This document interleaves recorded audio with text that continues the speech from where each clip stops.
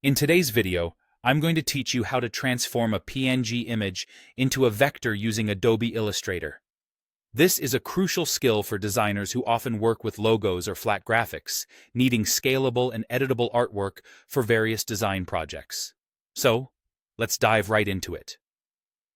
To begin, you'll want to start by opening Adobe Illustrator.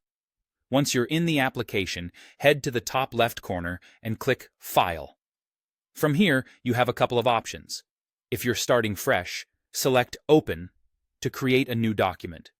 However, if you're working with an existing document and just want to add a PNG, click Place to bring the image into your current workspace. Either way, ensure your placed image is active by clicking on it, as this will allow you to proceed with adjustments.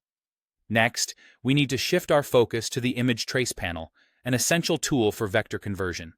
To access this, navigate to the Window drop-down menu and choose Image Trace, which will open up a host of options for you.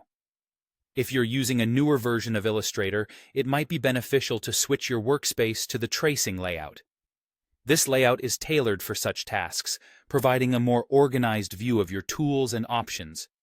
With the Image Trace panel open, you'll encounter several presets like color, grayscale, black and white, and outline. These options vary the vector results and should be chosen based on your image type. For instance, if your PNG consists of simple colors, such as a logo or a flat graphic, black and white or color presets are typically effective choices. Here's a pro tip. Enable the Preview option. This allows you to see a real-time trace of the image before you finalize, making it incredibly useful for experimentation. Now, it's time to fine-tune your image trace with the settings.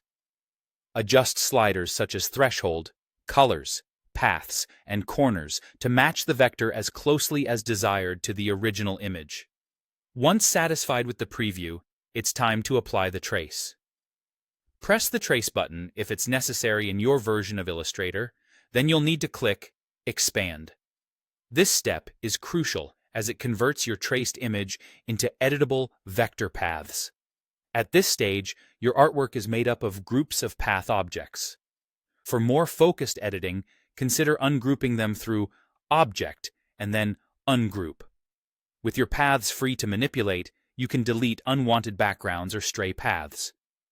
Simplifying paths is also advisable if you notice too many anchor points, a step that enhances both editability and performance, found under Object, Path, and then Simplify. Now you can recolor, reshape, and modify the elements as you see fit. Finally, once you've completed your edits and are happy with your vector art, it's time to save or export. You'll want to choose a suitable vector format. File.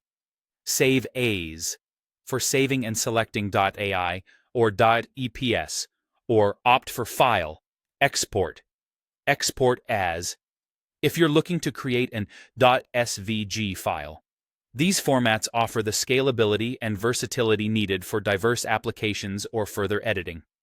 And there you have it. A clean, precise vector image ready for your design projects.